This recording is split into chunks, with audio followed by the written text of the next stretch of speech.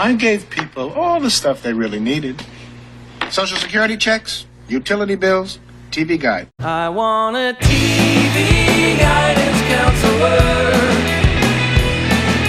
TV guidance counselor.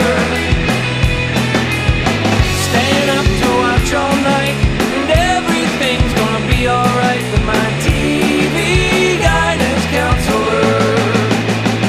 Hello and welcome to TV Guidance Counselor. I am Ken Reed, as always, your TV Guidance Counselor, and this is the show where each and every week we discuss classic television, growing up, and all those sorts of things with an interesting guest using a back issue of TV Guide magazine from my personal collection as the inspiration for our conversation, and this week is no different.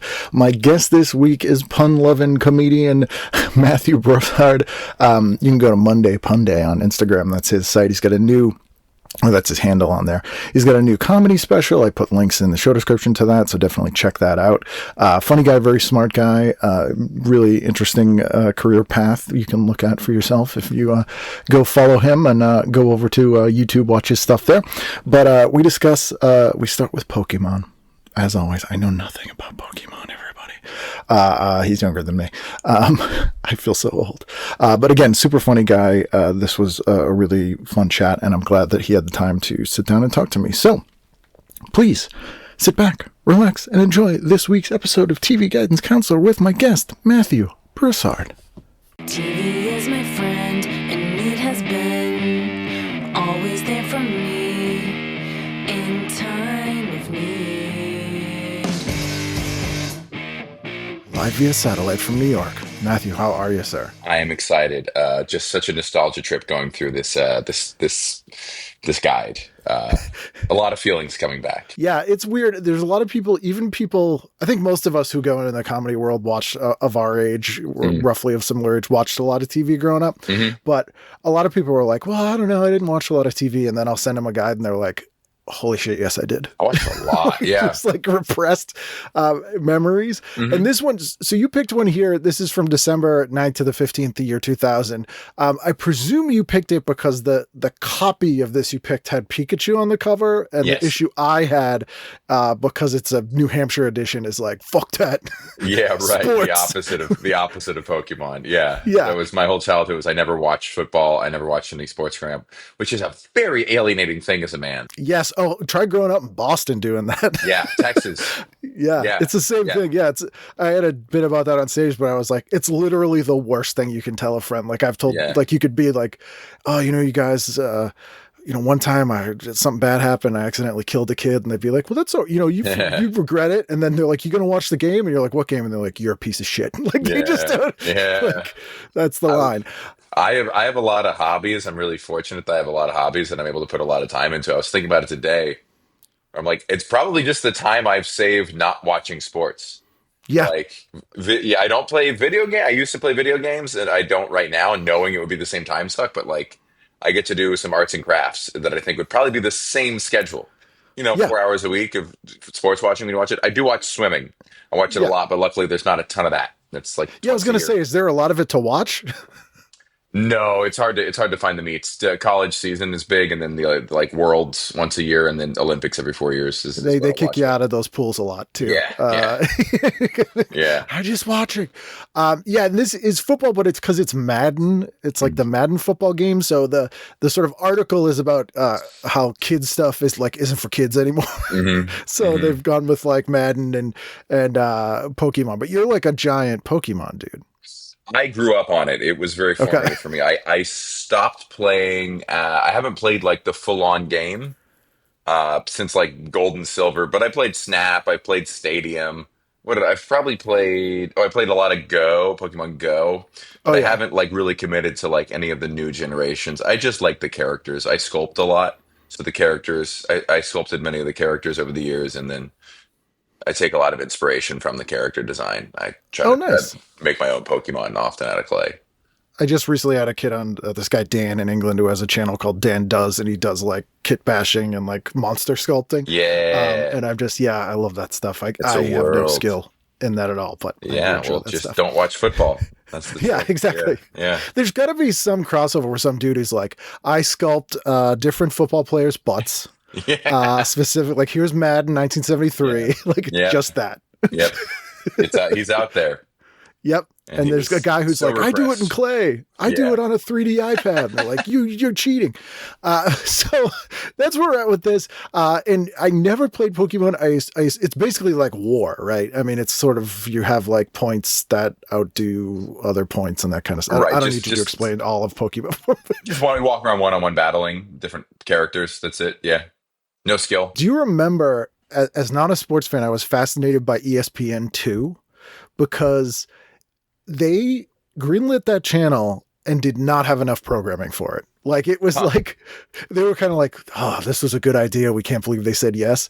So they would literally show Magic the Gathering tournaments, Scrabble tournaments, Pokemon tournaments, and then like strongest man in the world competitions most of the day. I love the strongman. I did watch those. Those were always on at the gym. I remember Magnus Magnuson.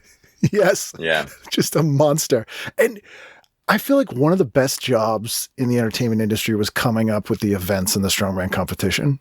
Oh, what a great crossover of brutish and artistic. Yes. It's Yes. I equated to, sorry for doing a bit, but like, you know how the No, no. blood, you know, you do blood with your fingers. Oh, yeah, gang yeah, yeah. sign. Yeah. Yep. You spell it. I'm like, whatever gang member thought of that really should have gone to theater camp instead. Yes. Yeah, Yes. just that kind of. It's fun seeing an artist within a world where they are isolated. Even Right. and I will let's transition here. The ads in this TV guide are so good. As a Yeah. comedian, I'm a stand-up comedian. I write jokes for myself and for other people all day. And sometimes I'll see an ad where I'm like, that person's doing this art form at its highest skill level, but they happen to be doing it for Old Spice, or they happen to be doing Right. it for Jello. When I see a really clever joke like that, you're like, It's so much better than it needed to be. it's so yeah, exactly well put. Yes, it's such a triple axle at a local pond. You know, they're stunting. And you're like, oh, I just want to go talk to the person who made that. Yes. I want to sit in on the back and forth, because especially when they're really simple, when it's like 7 words, that's when it took like 3 people battling over what verb to use. I live for that. It's the best puzzle there is to me, because when it clicks into place, the optimal form is such a it's like a singularity on a graph where it's like you're near it, you find it infinite. You know, it's not just a big number when you actually hit the value. But you're like, if you went slightly in this direction, ruined. Like you just, Not nearly as good, not 1/10 as good. The one that for the first one I saw in here that I think meets your definition here is this. It's this couple. It's a Pepto-Bismol ad, and it's a couple at the movies, and Yep. the guy looks miserable, and then it just says suspense, mystery, a real tearjerker. Unfortunately, that was dinner, and I'm like, all right, mean, it's it's a basic setup, but you've managed to make a good, concise ad about diarrhea. Kind of funny without being about Just a diarrhea. great without saying diarrhea. Yeah. Oh, it says diarrhea at the bottom, but it's 1, 2, 3, 4. We'll call it 5, 6, 7, 8, 9. 9 words, and such a ride, and the guy's face is, you know, he's distressed but not overdoing it. A good actor. Yeah, that's a diarrhea worry face. I think we've all made it. Yes. It's Yeah. trying to hide it, looking a little cold and clammy. This was sort of the last golden age of like really good ads, and TV Guide had a budget. So like if you were putting an ad in TV Guide at this point, like you put your best ad in there. It cost you a shit ton of money. Is that right? I didn't realize that. It was the largest print run magazine in the world. Wow. I did not know that. And this is 2000, so it's before it really dropped off. So we're talking like ridiculous numbers. Like the number 1 magazine now times 1,000 because everyone was buying print magazines. Yeah. So huge budget, huge platform. And the best thing about it is the writing in TV Guide's pretty good. They're very honest about like their reviews and stuff, because they're basically like, we're TV Guide. Like we don't have to kiss your ass. Yeah. And- you'll come to us no matter Right. what. And we don't have that now, because you have critics are like, oh, I won't get screeners anymore if I'm honest about this thing. Yeah. That's too. There's no. Yeah. print has no power over the creators. It's ugly. I just feel like ads don't try anymore. They realize it's better to be shocking. Yeah. Or people have gotten stupider. Is my big fear lately is just dumb really succeeds, controversial succeeds. There's that whole what was the book? Was it Choke by Chuck Yes. Palahniuk? Yeah. Yeah, where his whole thing was going to sites. Do you remember this? Yes. Good memory. Because I don't think it was in the movie, right? No, it's just the book. Yeah. It's in Choke. It's Yeah. not. Yeah, it is. Or it's in Crash. Yeah. Maybe it's in not. No, I'm sorry. Maybe it's Crash. Because Crash was about airplane crashes, right? I didn't read Crash. Oh, okay. I've only read Well, the he'd go to J.G. sites Ballard where- Crash. Okay, he would go to sites where planes had crashed and clean up all the logos, the brand names. Oh, because yes. that would be so bad for them. Yes. That was in some Chuck Palahniuk book, and like I think back to that now, I'm like, no, they'd probably like that press too. Yeah. All press They'd is probably good be like, press. no, yeah, I'd love Tide. Yeah. Right, Tide next to 17 splayed corpses. You're never gonna forget our brand name when you saw Yeah. it burned on a dead baby. Like You think this is a bad stain? yeah, we're not gonna. We couldn't get this out. Like they just use that ad as a thing. Yeah, totally. And because everything is like micro targeted now too. I feel like every magazine growing up, like the back pages always had the scams and like shitty things like we'll sell you birds through the mail or like you can get your poetry published. Like that's every ad now. You know what I mean? Like there are no real products. It's all that now. Yeah, they realize it's easier to sell. Yeah, they're selling scams basically. Yeah. We'll patent your invention. Yeah, it's like L.A. It's like that's what I said about L.A. L.A. is a great place to chase your dreams if your dream is exploiting other people's dreams. Yeah. Oh, because there's always money in that. As a Northeasterner, I always just joke the first time I went out there, I like half seriously was like, wait a minute, these people have no defenses. We could just conquer them. Like, they don't understand. Yeah. And there is definitely an element of that out there. There's a thing about Jay Leno, which is not my favorite talk show host there. We'll get to the Cheers and Jeers at the end, but the Saturday Night Live is in there. There's a weird ad in Golden era. Yeah, this was like the last. It's funny. You look back, you're like, that is a really good time during SNL. And I remember at that time when people were saying how it wasn't as good anymore. You're like, Tina Fey next to Jimmy Fallon with what's his name? The impression. Daryl Hammond. Yep. You're like, yeah. Well, there's a funny quote, and I always say it, and I can never attribute it who said it, but there's a definitive answer to what the best year of SNL was, like inarguable definitive answer, and it's whatever year you were 12 years old. Yeah, and it's pretty spot on, but in hindsight, some 12-year-old years are better than others. Yeah. Their new stuff just isn't as good as 12-year-old me thought their old stuff was. Yeah, you're like, this is perfect. This is my impression of people during the second commercial break during the first ever episode of Saturday Night Live. Man, the show just wasn't as good as it used to be. Yeah. The first one was just a lot better. Just the first 17 minutes into it, it's just gone downhill. So uneven. There is an ad in here that we're starting to get that big surreal ad push that happened in the mid 2000s. Like before, just offensive. It was like let's Starburst? the Starburst ones and the Skittles ones and like the give me that Nature fillet Valley. of fish and the singing bass and all that stuff. Because there's an ad in here for cheese, and this is December, so we're on the holidays. And this is kind of a funny ad. It's just a Christmas tree close up, and all the ornaments are just made of cheese. And it just says the power of cheese. And I'm like, the power of that's cheese. funny and weird. I'm into it. And it says happier holidays. Yeah. Yeah, that is the beginning of it. Yes. Man, I was thinking a lot about this might be a little early, but I was thinking today about the Jesus is my homeboy shirt that I think Ashton Kutcher famously wore. And it's very hard to explain to a young person now. That was hilarious. Yeah. It was so irreverent. It was so, how off kilter, how rebellious. And had that plausible deniability of like, I'm not making fun of him. Yeah. But again, it wasn't in a place of, you're right. It wasn't shitting on things, but it wasn't exalting them. No, it was like, it was this ambivalence towards everything. It's a Rorschach test of offensive.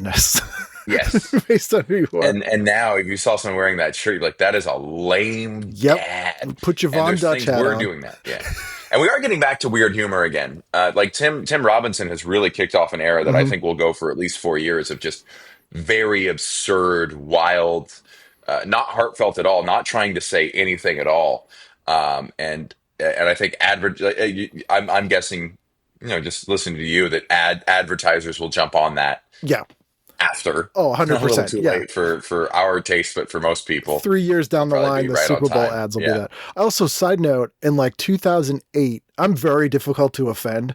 I was in New York doing shows, and I saw this kid, like a high school kid, wearing a t-shirt, and it just said in huge letters, "Shut the fuck up."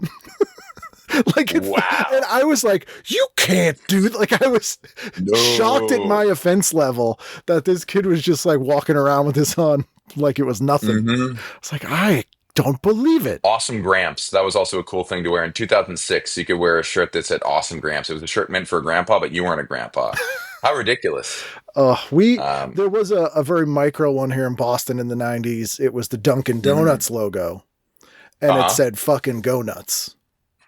That was How wild. Yeah, that was I sell classic. silly t-shirts at shows, and I don't know I would ever wear a silly t-shirt. It's a weird thing. Yeah, it's having to explain them to people is a little strange. I like the joke being so subtle that you either get it or you don't. Or you're just like, it's a sports team. Yeah, right. Really? I have one that says Slytherin Lacrosse that I sell at the shows, and that's, if you don't get it, you'll just think that's a school. I never made this into a bit, but I was saying the other day how funny it is that the connotation of lacrosse and field hockey is reversed because they're like, field hockey, that's chicks, but they're like lacrosse. Like, that's so badass. And I'm like, really though, like hockey, like the field doesn't make it. It's very strange. Yeah, right. Lacrosse. Yeah, you're right. It should be flipped. Lacrosse. Oh, guy's badass. He plays lacrosse. But there's a thing about video games in here. It has all the different systems that were big in 2000. The PlayStation 2 was brand new and all this stuff. This was around the time I like checked out on video games. I was like a Sega Genesis dude. I was I stuck around through GameCube, which was the rate that I saw in this guide. Super Mario Sunshine I played. Yep. I think that was maybe it. Yeah. Well, the GameCube has a 56K modem and a broadband adapter in it. So that's pretty big time. Yeah. It was a fun shape. I'm also reminded that Tony Hawk's Pro Skater 2 is in here. And at this time, I was in a punk rock band in the 90s, and we had broken up in the year 2000, but they asked us to use a song in that. And the other guys in the band were like, nah. And every time I see it now, or like how much money people have made from royalties of that thing, I'm like, you son of a bitch. That is crazy. Wow, you're a big band. Not really, but it was just like the micro genre of bands that whoever was putting together the bands for that specific thing was doing. Plus, like, that game was niche, and I don't think they thought it was going to be like a huge, broad hit with everybody. So, but still, man. Then there's a weird sort of homoerotic Breath Savers ad in here. Yeah, and that was I feel like that thing has kind of cycled in and out. Homophobia, we're kind of seeing it kind of rising right now, but like young men, I've been doing comedy for 14 years. Every young man wants to do a joke, has the joke, I'm not gay, but like it is a process. No comic will ever avoid it. Will ever not do it at some point. And it's just it's liberating. It's like how girls get, belly button rings and wear skimpy clothes. That's what men have to do. They have to indulge in their latent homoeroticism. Right. But I liked lacrosse, or like whatever it is. Yeah, bro. It's also amazing how, I wonder who directs these pictures, because the picture you're talking about in the Breath Savers ad is two frat boys tied together and them kind of face to face and saying, glad you had two Breath Savers. Yeah, lucky you had a breath saver. Yeah, look at that. Yeah, their apartment's been they're tied robbed. together because of being robbed. Yeah. My bad. Also some racial undertones in that. Yep. And an age gap. Get what he is. This guy looks like he's unhoused. He's desperate. I don't know, but unless they had that rope in their apartment already, that's not cheap rope. So he's just leaving it there. So Yeah. I'm thinking it was in the apartment already. Right. Uh, And it looks very yeah, unused. that's nylon. Yeah, like because one of the guys looks disgusted, and the other guy's kind of like, yeah, let's give it a shot. Eh? Eh? Yeah. With his tricep wonderfully flexed. And in the world of AI and like Photoshop, it's hilarious to me that they would have taken at least a full day to do a whole photo shoot for this. Yep. Like they had a crew All day. all day doing that. They blocked it. Yeah. Yeah. I mean, it could be multiple pictures put together for all we Yeah, know. that's true. Then we get Al Roker pre stomach surgery, where he's talking about fatherhood, which is a weird thing. I didn't know he had children. Who's the safest person we could write an article on? Who's the least inflammatory character? Everyone loves Al Roker. This also reminds me that this is the last gasp of a 20th century norm that has since completely gone away, and it's the proliferation of naked babies in regular media. I am not familiar with that, but I would get in I could see why in our current times. When I was growing up, I'm probably like 10 years older than you, but like every single ad for diapers or whatever, just fully nude babies. Interesting. Like toilet paper. Like these babies are all in their diapers, but there's still like 6 babies, mostly unclothed, hanging off of Al Roker. Mm-hmm. It's weird. It's weird. Very weird. Then there's every race. oh yeah. That's the thing. That's where they were like, they didn't even occur to them that maybe we shouldn't have nude babies. They were like, we're going to be progressive and just make sure we have them of every race. Yes. Then it's fine. But it's Al Roker, all of his fat goes just to his chin. He's not even Plural. that big of a guy. It just No. really goes to his face. And he's short too. Like he's Yeah. not a large guy. Yeah. If you watch, every year I watch the Macy's parade. It's my favorite thing. But he's always standing next to like the female anchors who are like tiny TV people. And he's pretty much the same size. Yeah. It's also just the cleverness in puns. Pop of the Morning Yeah. is the name of the article because he's a father, Pop, and of the morning because he's a morning man, Yes. morning show Because guy. you're a pun connoisseur. I I like puns. got the double I like pun. puzzles. Yeah. Yeah. It's just they really fought for that. Although I will say the impressiveness of that is almost undone by the first line of he's not just kidding around. Yeah, hat on a hat. Yeah. Yeah, they've gone too far there. So let me get it. Oh, an ad for Braveheart, a movie everyone loved for 10 minutes and don't talk about now. Yep. The Discover ebook. So this is pre-Amazon Kindle. Oh. Discover sold an ebook that was exclusively at Best Buy and Office Max. And it looks That's like garbage. hilarious. Let's see if it has the price. I'm curious. Oh, it doesn't. I bet Probably more than anything now. Oh, yeah. Those things are like, I'm like, this is probably $700. No price. Damn it. I'd be very curious. Oh, okay. I'll have to look I that would up love to later. know. See if there's someone on eBay. So let's dive in Full here. color. Saturday Yeah. night. What are you watching? Saturday night, I am watching Dexter's Lab, Awesome. just because it's great.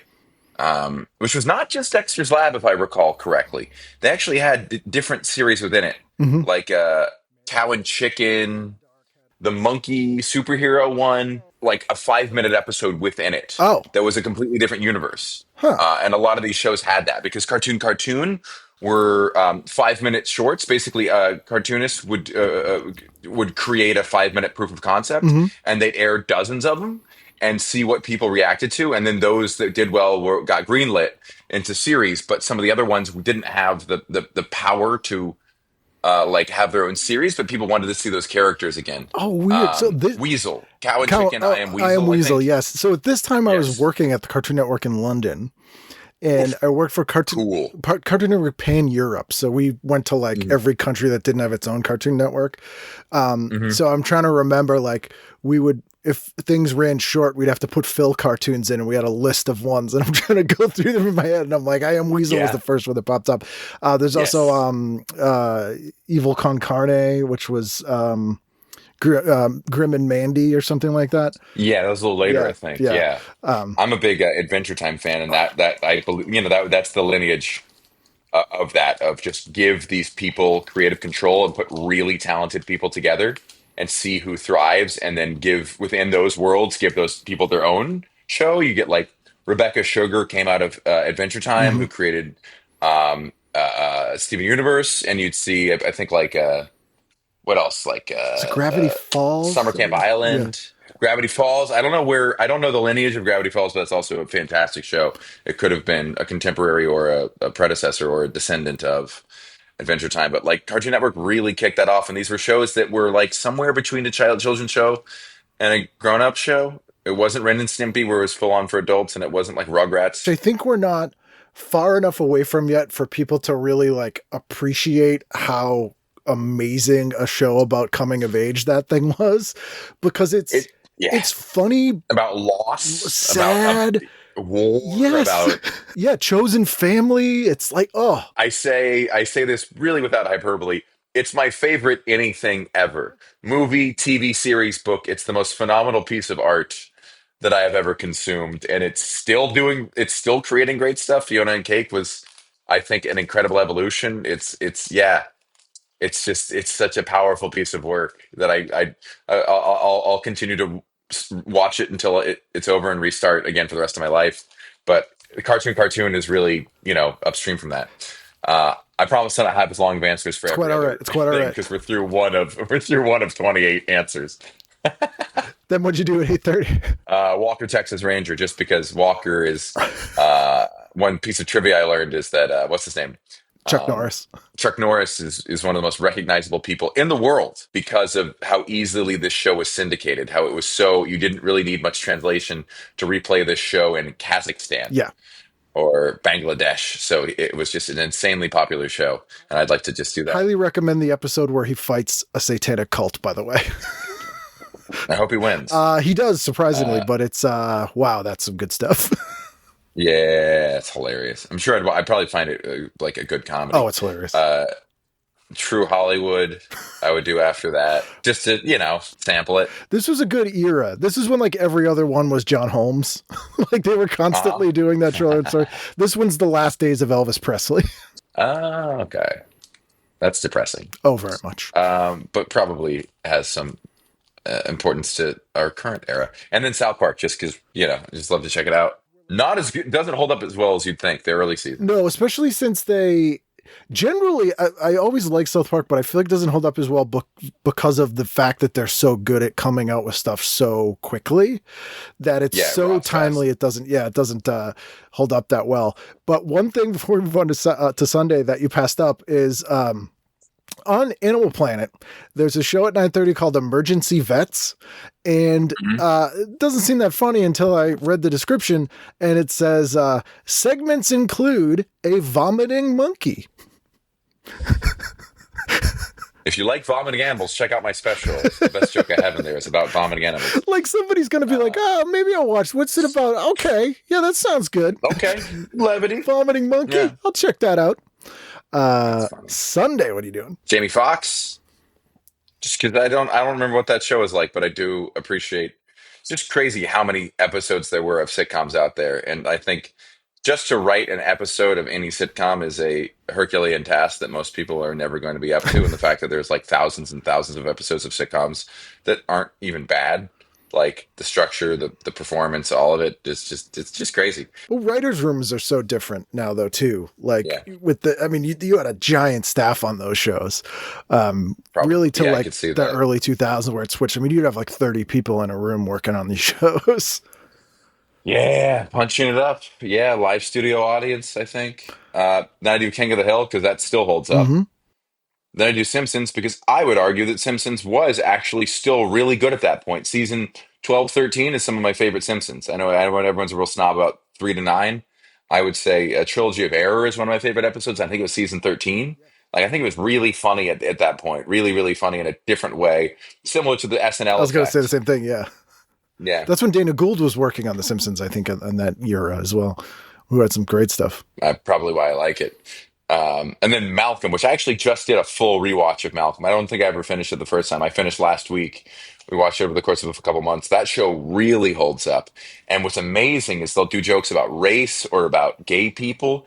And it is, even by today's standards, very tasteful, very respectful, but very funny. And it's crazy to think that in like 2000, you could make a joke about gay people or black people that was like, like stood on the line, Right. but didn't cross it. On a super white bread sitcom. That's the thing too. Like that is the whitest show. On a show where they didn't need to do that. Yeah. They weren't going to lose a single fan if they made a joke that was more homophobic than funny. That show was sort of a weird anomaly in that it felt like a high class Nickelodeon show. Like it had the sort of trappings of those sort of kids sitcoms / live action cartoon type shows, like Ned's Declassified or something, but was like much classier is not the right word. Like a higher level, it's a graduate level of that. Very smart jokes, like Simpson, Seinfeld level of smart humor. Like it probably commanded a smart audience of its time, but it still had very slapstick moments. And I think they wanted. I mean, I watched the show as a kid, probably just because I saw kids doing kid stuff. And I think they wanted it was like a really good family show, and that it showed all aspects of the young, the old, the the financial struggles of parents versus kids putting ants in each other's underwear.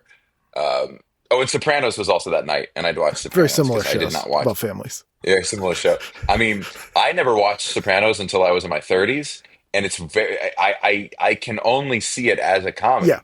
It really is in my and through my eyes a comedy. You're like, oh, it's not like laugh every minute, but it's like when they hit a joke every couple minutes, you're like that's an uppercut of a punch. Oh yeah, it's very clearly more of a comedy than a drama, which I think is why it worked. Without being silly, like it's not like. There's also a thing in here. This is horrific. I can't believe this was a show. I want to look for episodes, but also don't. It's on the Fox Family Channel. There's a full page ad, and it's called Special Delivery. I wrote this down. Who knew the stork looked like this? I won't say who the star is yet for the listener. This blank stars as a courier without a clue. Can you deliver a bundle of joy in time for Christmas? Starring Andy Dick. Andy Dick. I got not to make the mood weird. Kind of molested by him. No, you're not alone. You're not alone. Yeah. I'm not trying to like trauma dump here, but I was in a situation where I'm like, wow, if anyone saw him doing that to a woman, he would get like knocked out, and he was drunk. And I've interacted with him a couple times, and when he's not drunk, he's a delightful person. But he's very rarely not drunk. He's an absolute monster of a person. Yeah. And don't be alone with him. But I love him. I'm a big fan of his work. I hope he gets his life together. I really like the guy. It's been a while. Yeah. But he would be the draw. Yeah. He would be. No one's like looking at the plot. They're like, let's see what Andy Dick is up to. But I'm like, from what? Because he'd been on News Radio, which was not a hit show. Like that was always a pretty middle of the road show. Joe Rogan. And was on, the Ben Stiller show before that, also not a hit show. So by the year 2000, what the hell did people know Andy Dick from? I don't know. How different would his life be if he had been allowed to play Mugatu? Yeah. Or if, this special delivery had really kicked off into a whole new career of him delivering babies. Big. But I guess Mugatu, Will Ferrell, that was a launch point for Will Ferrell. Yeah, definitely. Oh man, I just pictured the pitch meeting for that special delivery thing where they're like, check this out, right? You deliver babies, but you deliver mail too, right? So what if, right? And they're like, oh, you're a genius. It's like that South Park critique of Family Guy where it's like you just spin a wheel and Mad Libs the plot and the actor and all that. I do want to mention there's also on Channel 21, I don't know what that is, it's Santa's Funniest Moments, hosted by Kirk Cameron. And I bring this up because if you want to cringe watch something so bad it's entertaining, watch the film produced and directed by Kirk Cameron called Kirk Cameron Saves Christmas, a Christploitation movie about Christmas and why, the war on Christmas from the viewpoint of Kirk Cameron. The original right wing actor turned grifter. Yes. It's such we take for granted how common of a thing. We see it happen once a month. Someone just crossed that line and never come back. But he was original. And you're forgetting the thing that unifies all of them, cocaine. Is that it? Cocaine, find religion, be a grifter. There's like that. That's the trajectory. Interesting. Yeah, that is interesting. Every time. Interesting. I think Child Star does fuck people up though. Yes, but sure. But he was even. I mean, he was. Well, this sounds bad to say, like he was a teenager, so he had a better head on his shoulders. But like, having talked to and knowing the other kids from that show, you know, he had the best. He had the best foundation to not be screwed up from that show out of anyone, and kind of lost his mind on the set, basically, like halfway through that show. He had so much pressure. Do you know Julie McCullough? Have you ever done shows with Julie? Yeah. He had her fired from Growing Pains. Oh, Julie McCullough. Yes. I don't know. Yeah, Julianne McCullough Okay. is different. But Julie McCullough, she's a stand-up, but she was in Playboy at one point, and she was a major character on that show. And he got born again, literally came in and was like, "She's a pornographer, fire her." And they were like, "Okay." Just nuts. It also launched Leonardo DiCaprio, yeah. And Brad Pitt, actually. Huh. No, Thelma was earlier, right? No. Thelma and Louise. Nope. He was on Growing Pains before Thelma and Louise. Heather Graham, who else? Hilary Swank, Leo DiCaprio. There's like a weird number of big people who got started on that show. It was vanilla Saved by the Bell. One thing worth noting, Malcolm's coming back, and those are child actors who did okay. Yeah. Although Frankie Muniz, I haven't seen him in anything since like that Spy movie he did like 20 years ago. He has a movie coming out. He quit. He left the industry and apparently had some brain damage and actually lost memory of most of Malcolm. Had something really bad happen to his brain. Was a race car driver. He's in a new movie coming out that I hope he doesn't listen to this. It doesn't look very good. He's a big fan of the show. Okay. With Stevie. Yeah. The actor plays Stevie. Yeah.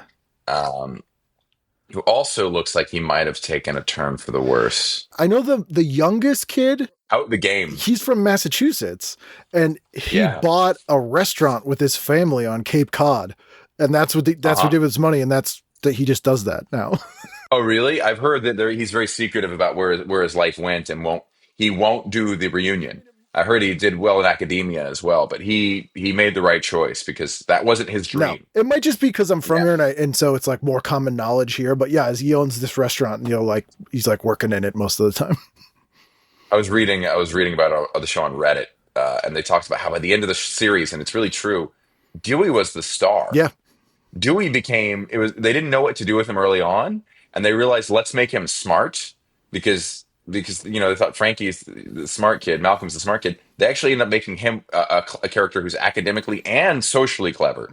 So you have the smartest character on the show is the child who's able to manipulate everyone. He does a great job. He's a phenomenal actor. But he's the goofiest one on the surface too. That's the genius of it, where you're like, oh, this kid's gonna be like, an idiot. And I don't I think Frankie or I think Malcolm and Reese they're doing the acting that is needed for that, which is very Nickelodeon style acting. And they, maybe they were trying to do the right thing. The director made them just say the lines worse every time, more overperform. Dewey could really give an endearing. He had some subtleties there. Yeah, the other two. Again, I think you're right. I think it's the stuff they're writing for them, but it's that thing of child actor speaking like a 40-year-old comedy writer, or like them all having the same voice where you're like, no, if you do this right, the jokes won't work if another character does them. But you guys it's all interchangeable at this point. Yeah. Yell the line. Yeah. Just yell the line. Take it. Have no building of conflict. Just start yelling. Yeah, that's fine. The louder it is, the funnier it is. And then I guess Masterson, I don't know how he's doing. I haven't heard much about him. His brother's in jail. Well, his brother's in jail. Yes. And he should probably be in jail too, from what I've heard. That's a bummer. Yeah. But he's a working actor. No, he is working. Yes. Francis is working still. But Scientology. Heard some bad things. Yeah. Then let's see. Thursday? Monday night. Yeah. But Monday night. Whose line? Just to see brilliance. Hey Arnold. Original Nicktoon. First original Nickelodeon It's the that third right? wave. So the first wave was Rugrats, Doug, and Ren and Stimpy. Second wave was Rocco's Modern Life, Our Real Monsters. No. I'm sorry, it was the first original Nickelodeon movie was Harriet the Yes, Harriet Spy. the Spy was And the first and movie. Hey Arnold premiered during that movie. Yes. So if you went and watched the movie, you'd see a clip from Hey Yep. Arnold. Yes. But they do have the Hey So Arnold I movie, fell in which is love very with it. good as well. Hey Arnold's underrated. There's some Yeah. heavy episodes of that show. Yeah. And as a New Yorker, it really captured. It was such an odd thing for me as a kid who grew up in a medium-sized town in a big house where there was cars and the idea of watching families that had to share homes was so Yeah. interesting. The Yeah. Christmas episode, have you seen that one with the family? I think it's the superintendent of his building is like a Vietnamese refugee, and it's about like I think it's Cambodia. So they like Jesus. basically reference like the killing fields in this like sweet kids cartoon, but in a way that's like, yeah, this stuff happens. It's like Jeez. it's brilliantly done, but it's a ballsy move that they let him do Yeah.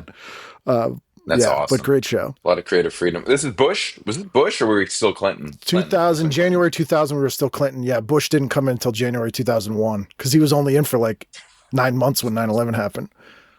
Yeah. Not saying it's his fault. I can't believe it only took him 9 months to play Yeah, 9/11. I know. That's pretty impressive. Raymond. Decent show. Everyone loves Raymond. Good show. I mean, he's a fantastic stand-up comic.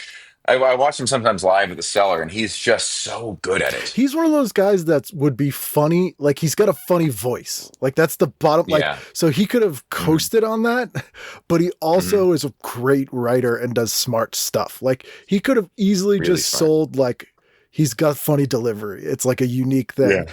Plus Phil Rosenthal, who's like the greatest human being on earth. If you've followed his trajectory post Raymond, it's like just amazing.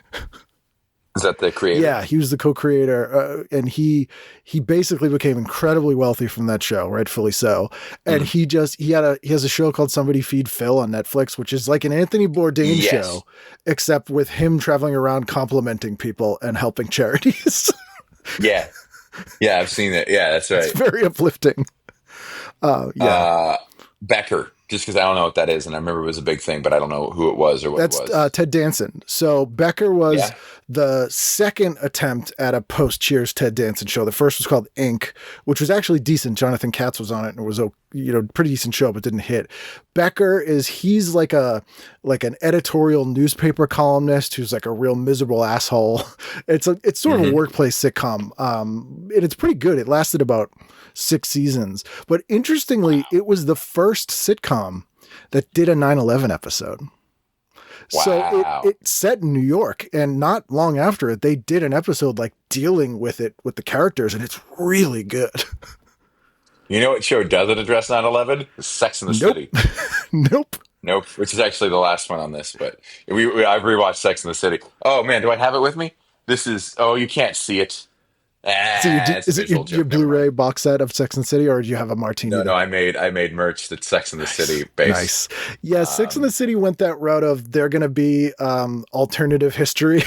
They're now science fiction, just like Multiverse. all the things that are set during COVID but don't acknowledge its existence. There's like 2 shows that acknowledge it, but that's Yeah. it. Just like It's a trope that I find hilarious, and I've been trying to find a way to mock it.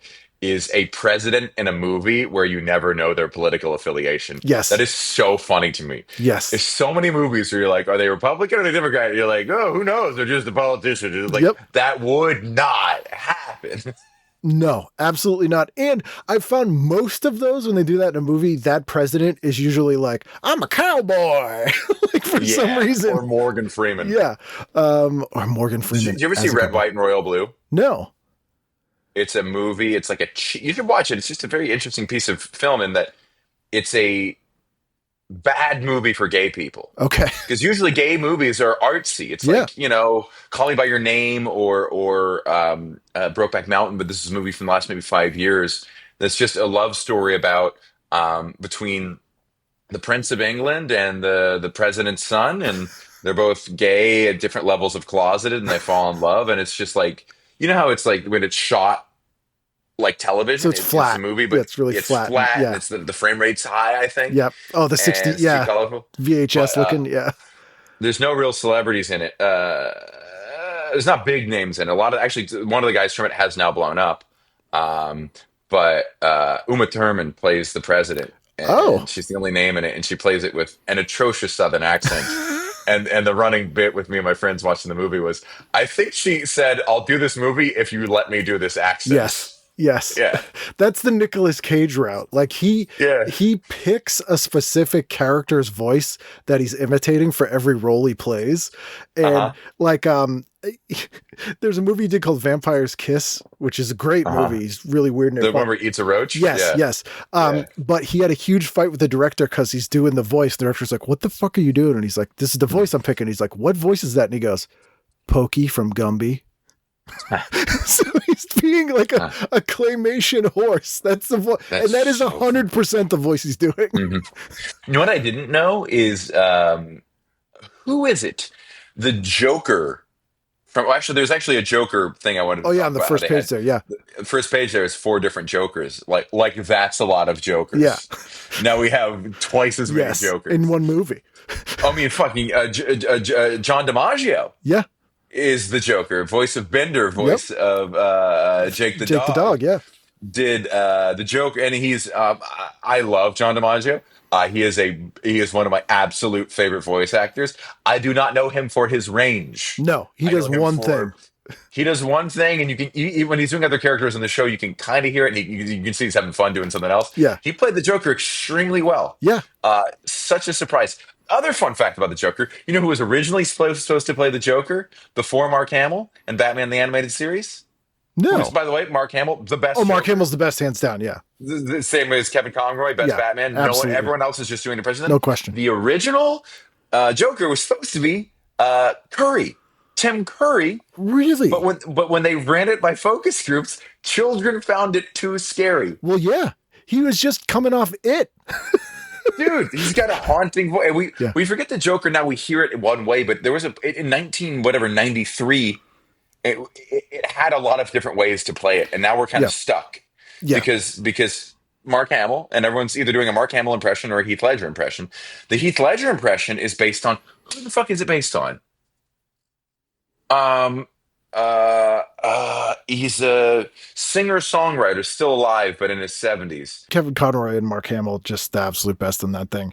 The Cesar Romero one, I always thought was kind of decent in a weird way. Until Jim Carrey did it for the fucking Riddler and ruined the Riddler. God, that did really ruin the Riddler. Because Gorshin as the Riddler in the 66 is fucking terrifying because he was so mobbed Stoic, up, right? stoic, and seemed genuinely psychotic. And he was basically an impressionist who worked for the mob in Vegas, like in real life. So he had that I'm on stage doing impressions, but I could also probably beat the shit out of you kind of thing going on, and it worked. It's interesting. I didn't realize he was a mob guy. Joker is based off of Tom Waits. Oh, Tom Waits.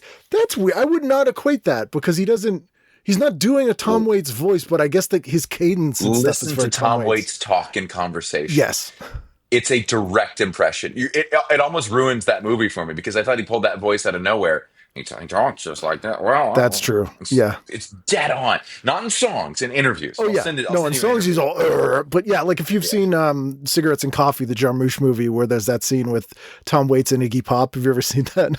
No. It's so fun. It's just a series of vignettes of people smoking and drinking coffee, and it's Tom Waits and Iggy Pop. And I don't know if they're improvising or what, but Iggy Pop's like, "How's it been going?" He goes, "Well, it's been a medical morning." Like it's so weird. It's great. It's still alive. Yeah. Oh yeah. Iggy Pop. I think we're both the same kind of autistic. Yeah. But Iggy Pop, also one of Bowser's children's names. Yep. Ludwig, Iggy, And Super Mario World. Iggy Pop played one of the dads on The Adventures of Pete and Pete. Yes. Played Nona's dad, actually, who was Harriet the Spy. So, Yes, the bassist. Yeah. I always think about how I was thinking the other day. I'm like, how many Matts am I friends with? How many Kens are you friends with? How come you never have 2 characters with the same name in a show? it's very rare. And that was how brilliant '90s. The '90s was, I think, the the last great decade of art, where a real piece of art could also have the same commercial success. Right now, anything that has widespread commercial success will have been somewhat been manufactured. Yeah, there's a committee aspect of it because it's sort of like, and you would know this better, like the sort of venture capital Moneyball aspect of that they've glommed onto everything, where they're just like, because back then in the 90s really was the last bastion of like, all right, we have this amount of money. If you, as long as you don't go over, like, do whatever and we'll see if it works, or like, you know better than we do. Yeah. We just have the money. Approach. Yeah. Right? Yeah. And actually Adventure Time, I was thinking of this as Pete and Pete's one of my favorite things. And I had Will McRobb on as one of the co-creators. And he said his goal with everything he does is to meet 4 quadrants. He wants it to be funny, sad, strange, and beautiful. And I realized that. Wow. I'm writing that down. That's everything I love. Like he described all my favorite things. That's what it is. And Adventure Time is that. Like, exactly. It's those 4 things. And Pete is those 4 things. And it blew my mind because ever since he said that, when I look at all my favorite stuff, that is it. Yeah. It's that simple. Yeah. That's wonderful. I was talking to a friend today about like trying to write a sitcom and how I create characters out of clay, and how what really inspires me is not feeling too attached to any one style, to any one world. And Adventure Time reminds me of when you're really young as a kid and you play with Legos, you'll take an archer next to an alien, Yeah. next to a scuba man, and you don't care that they're incongruous. No. And Adventure Time lives in that chaos and makes it together. Versus then you get older and you become like people who like play with trains, like, well, this would be anachronous Well, to the wouldn't time. know This that train guy. wouldn't Yeah. yeah, this training style wasn't actually invented for another 10 years, so it would be he's like, no, I you got to embrace the chaos. And maybe that's the strange part of it. But I've really learned, I used to be so the other way, and I really try to embrace the anything at any moment. Just let it mean something. Because then you got to Please get, don't say it if you don't mean it. you got to get creative on why they work together. You know what I mean? You have to make them work together. And so Yes. you have to think of it and you come up with something that's, Yeah, and if you want it to be realistic, go out and enjoy, go to reality. This isn't that. that is a 1/12 scale train, and that house And I is used to be like 1/6. that.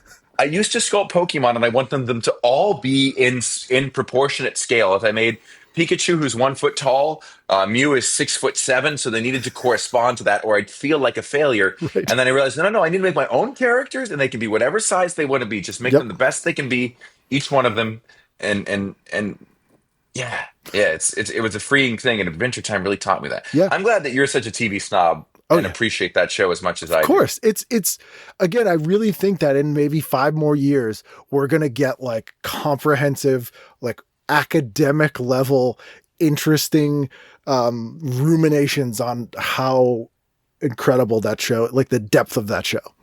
I hope you're right. I think you're my age or older. So a lot of the people I go on forums and talk about, I'm like, you go to my Reddit, I'm on Adventure Time subreddit every day. And there was like kids who were like, when I was 12, I discovered this show and it helped me through being lonely in middle school. I'm like, I was 28. Oh yeah. I was in my 30s. Yeah. It's like, I had erectile dysfunction when I found this show. I could have fathered you when you saw this show. You know what freaked me out? I saw what's his name? Who plays Finn? Oh yeah. I can't remember his name now. Yeah, he's Jeremy Shada. He's a full-grown adult. Shada has a kid now. Like, what? Well, it was weird in the show when his voice changes and you like, it's real noticeable. Yeah. Let's keep moving. Yeah. Sorry. That 70s show, just because it was a good show. Titus, because I think he's a brilliant stand-up. That show was great. Was great. So much heart. Yep. Endless heart. Yep. I love. I'm in an era now where I'm really resentful of people who don't who play off cynicism. Yeah. There's no need for it. It's like it's so easy. It's easy. It's low bar. And it's not cool. No. Cool is putting it all out there, knowing the risk you take. Yep. Cool is singing it. I really like that, and I really have started to resent the don't try comedy. Yeah. Bugs and Daffy, I just fucking love Looney Tunes. It's always good. It's still some of the best jokes ever made. Yeah. And it's similar to something I really appreciate about Jake the Dog is so many of the best jokes in Adventure Time are just how Jake chooses to transform. Yeah. The physical stuff with no dialogue whatsoever. Just the thing that happens. You're like, did they storyboard that? Did some animator go ape shit with a very simple prompt? But it's consistent with his character though too. That's the interesting thing. Yes. And like his motive, like if he's trying to cheer Finn up or he's just like bored, like it's so well crafted. Yeah. Outrageous, but not outlandish. Right. Yeah. Bugs and Daffy. And then I put Tesla. Some Tesla show. I don't know what it was. Oh, it was a Discovery Channel thing about Nikolai Tesla, who Yeah. at this time, especially my dad was obsessed with and is convinced invented some machine that exploded half of Siberia and some weird conspiracy. Yeah. That's awesome. Where are we? Tuesday? Tuesday, I'm going to throw, no, I think we're past Tuesday. Wait, Saturday, Sunday, Monday, Tuesday, Wednesday. Dawson. 2000 Just Dawson. nostalgia factor. Yep. Normal, Ohio. It's funny at the time you knew these shows were popular. They didn't realize how bad they were. Yeah. You didn't realize so many popular shows are like objectively bad. Yeah. Felicity, which I think would actually not be bad. And then Spin City, just because. Spin City's great. Comedy. Spin City's great. Underrated show. It's like one of my top 3 90s underrated comedies, like Mad About You, News Radio, Spin City, all kind of underrated shows. I don't remember Normal Ohio, but I just remember watching like some of it and being like, this is not great. What is it? It's a sitcom about like some family from like New York that moves to like Ohio, and it's boring. It's like nothing but sitcoms back then. There was a lot. Sitcoms are like 1/4 of shows. It feels like they're half the. Maybe I selection bias here. This was the last sort of big blast of sitcoms on the networks before the sort of multicam sitcom became the thing of, aside from CBS, of Disney Channel and Nickelodeon. Like this was the last. Have you seen Changing Gears? No. Oh, is that the one with Tim Allen and Kat Dennings? Yeah. Yeah. Is it bad? We watch, my fiance and I are like, let's see if we can watch 10 minutes of it. It was like we couldn't make it through 3. It's bad. It was so bad. It's a multicam laugh track, but there's no audience. I'm not saying there's no audience there.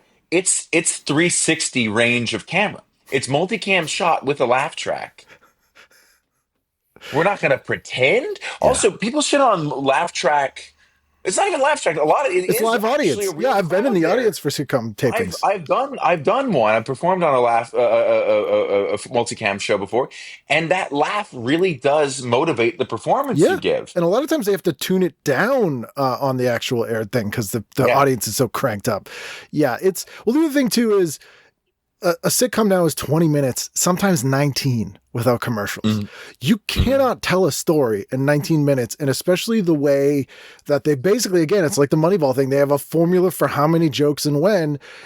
It's almost just like 19 minutes of joke with nothing else happening. Yeah. But then you watch things like Girls 5 Eva, and you're like, it's like a joke every 3 seconds, truly. And the plot is good in each episode, and the season arc is in but that's hard to do, and you have to be smart to do that. And not everyone can do that. Like I think there's 100 people in the world who have the skill for that job, and they found 50 of them. Yeah, absolutely. It's insane. Yeah, that show is a masterpiece. It leaves 30 Rock in the dust, and not really that well. Like I feel like not a lot of people watch it, or it doesn't come up very often. It's canceled. Yeah. So, but people can rediscover it now, which is like the one great thing about streaming for the most part. And that is a good, that we're living in the golden era of pulling stuff out of the dust, the garbage can and dusting off and reappreciating it. I think we're on Thursday now. Yep. Thursday. Powerpuff Girls. I was always a fan. Great show. Very good show. Very funny show. Yep. Tom Kenny, underrated ace in the hole on that show. Who is he on that show? He's the mayor, but he's like every voice that's not a Powerpuff Girl. I'm going to throw him under the bus. I did a table read with him at some whatever what do you call it, Comic-Con. Oh yeah, and I met him, and he was so nice. I was like, dude, I have a picture of you on my Nalgene. I have like Ice King, a picture of Ice King on my Nalgene. He's like, oh, thanks, man. He goes, what do you do? I go, I don't have much of an acting resume. I'm a stand-up comedian. He goes, oh, I used to do stand-up. I did Conan back in the day. Yep. I go, I'm going to watch it. He goes, oh, don't. I'm like, oh, I'm going to watch it. He goes, don't. Yeah. Don't watch it. Promise me you won't. Well, he's an old Boston stand-up. Serious? Yeah, he's a Boston stand-up. Him and Bobcat came to Boston and started together. Yeah. And he was the San Francisco and I think guy. there's another cat too. Yes. Well, yeah, it was Crimmins gave him the names, and I forget who the third one was, but yeah. Barry Crimmins. Yeah. Yeah. But yeah, man, yeah, he was a Boston guy. Tom Kenny. But Tom Kenny, the energy, he has that energy all day, every day. He's fucking SpongeBob. He's done Joker on Brave and the Bold and was very good, but he also did Plastic Man, and he was amazing as Plastic Man. He's born to entertain. Yes. His Ice King. You want to talk about a funny, sad, strange, beautiful performance. Yes. Ice King is one of the most impressive characters. Oh, yeah. And and Simon. He's got old school voiceover guy thing. Like I've had Billy West on a couple of times as a Boston guy, and and he's so technical. And Tom Kenny's like that too, where he can be like, well, this character's voice starts in this part of your head and does this thing. And I combined these three impressions. And it's like, how are you doing? I don't know how you're doing this. Impressive. Yeah. Did you ever see whose analysis was it? Hank Azaria was talking about the most impressive. Did you see this? Hank Azaria was showing a scene where who did Bugs and Mel Blanc. Mel Blanc.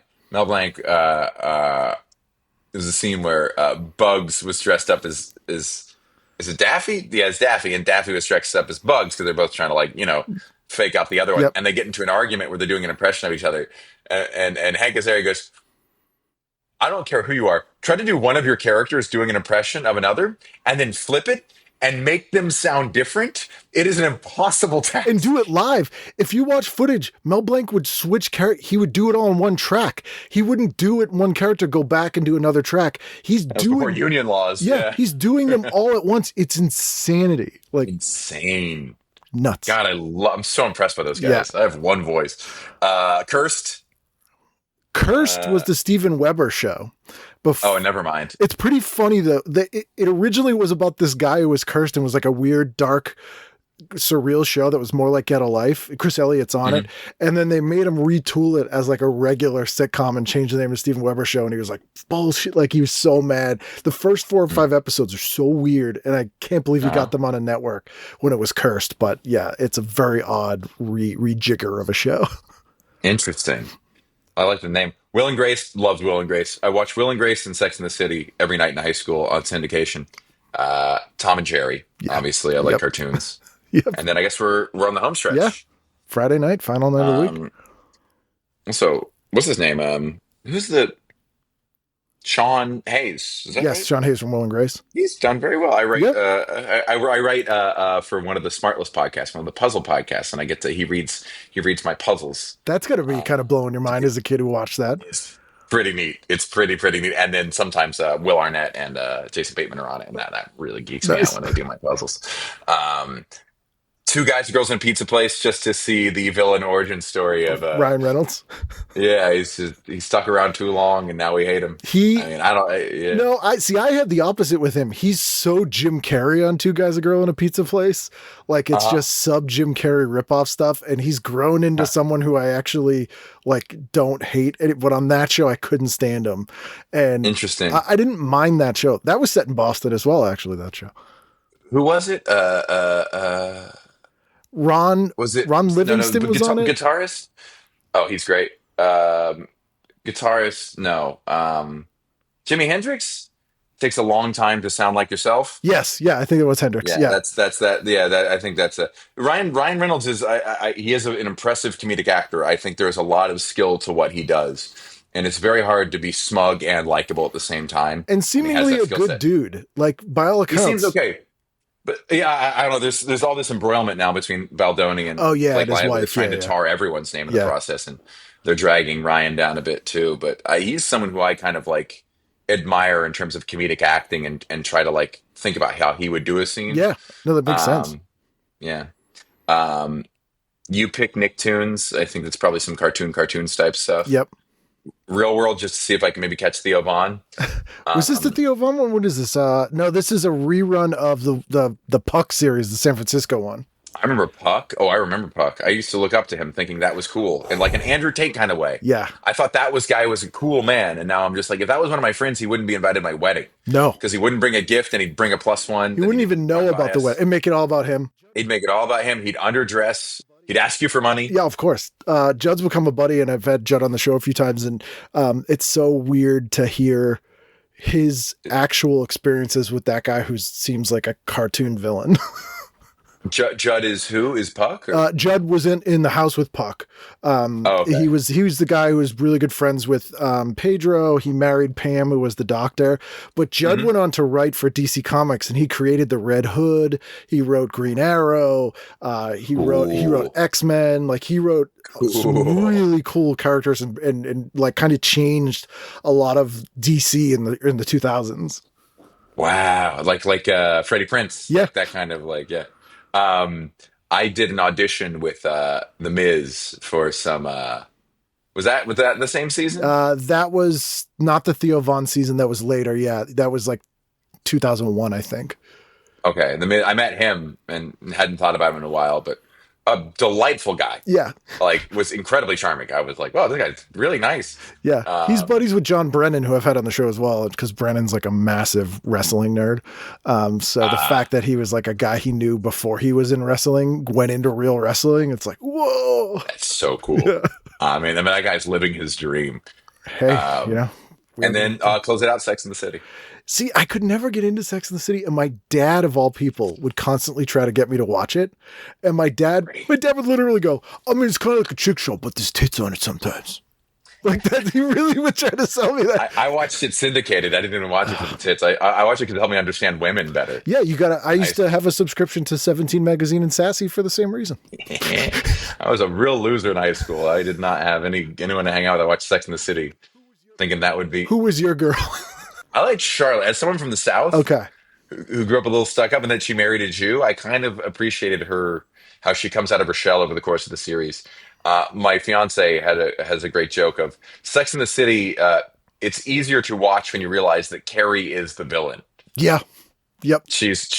Her behavior is never rational. Yeah. You sometimes follow her, but she's almost like an anti-hero, like Tony Soprano, where you're like, because I'm following it from her perspective, it seems rational, but if you were to observe this from the outside, everything she's doing is selfish and insane. It's the Ferris Bueller lens. If you watch that movie the same way, you're like, he's a bad friend. And he's a dick. Yeah.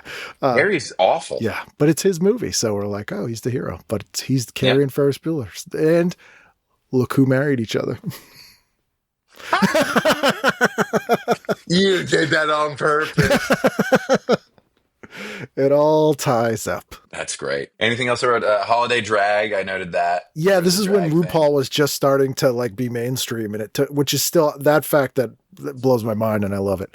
And then the Copperfield. I wanted to note there was a Copperfield movie. Yeah. Who was that? Yet another David Copperfield take that I don't know why they constantly keep trying to do new versions of David Copperfield, because no one ever likes it. There's no generation of theater kid that embraces David Copperfield. Maybe, a Mice and Men, Great Expectations, for whatever reason, they're never like, oh, I'm going to dress up like David Copperfield for Halloween this year. Who are the three stars of it? Wait, it was, let me see if I can find it. I'm trying to find it, actually. There's a big Might have been in the black and white. Let's see. Here it is. Yeah, black and white. David Copperfield. It's Michael Richards on the left, bald. Yep. Post Seinfeld, trying to do it. Sally Field on the right, in the background. And in the foreground, I guess the titular character, Hugh Dancy, who I do not know. No, I think that was a first in a series of one roles for him. That's crazy. But that's some serious star power behind him. Yeah. I mean, at that time, Michael Richards and still Sally Fields. Yeah, that's pre-Michael Richards Comedy Store Meltdown, post Seinfeld. He was doing great. Yeah, and Sally Field was, having her in a made-for-TV thing was a big get at that time. Yeah, back when it was a tar. It's hard your name to do it. You were either coming up or going down. Hugh Dancy was and is still married to Claire Danes, so good for him. Oh, yeah. Now I hate him. Oh, what a babe. Claire Danes was the best. That was my so-called life was my massive crush. Oh, so this guy still works. Good. I assumed he went into theater. That's usually what happens with those guys. That someone will be like, you don't know him? He's a huge Broadway guy or something. No, I think he's episodic TV. He was on Hannibal and okay. Oh, he's British. He's a guest star of the week type guy, which is a good living. Yeah, a lot of guest roles. Good living. It's a good living. It's very satisfying artistically, I bet. Yeah. I'm a little uncomfortable. Are you one of those things where you see old movies and just see what happened to all the actors? And sometimes I usually know for the most part. That's crazy. But yeah, I usually like there will be people, especially where there's an actor where you're like, this person's great. How come I haven't seen them in anything? And that I'm always interested Cocaine. in. Yeah. Cocaine or Harvey Weinstein. It's usually one of those two things. Oh, that sucks. Yeah. There's a lot of great female actors that I'll be like, yeah, this person got completely screwed over. Because they should have been a huge star. But yeah, cocaine as well. Well, hopefully one day we'll be the cocaine Christians. Harvey Weinstein. Yeah. Hopefully men can be just as, objectified. Assaulted. Yeah. By someone with a weird dick. Thank you so much for doing this. Great talking to you. And, always encourage people to make more clay figures. Thanks, man.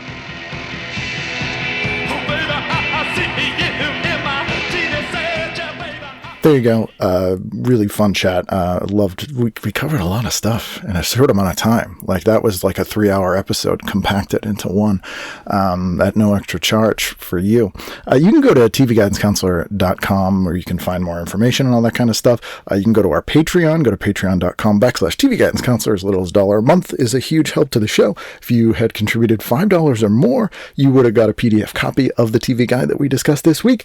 You could have followed along. You could have listened again. You could have gone back and seen all the ads and that weird ad with the dudes tied up. You could have taken a screenshot of that ad, had it blown up, printed, and put on your ceiling above your bed. I'm not going to judge you, but next week I might. So you might want to be here for a brand new episode of TV Guidance Counselor. It's my podcast.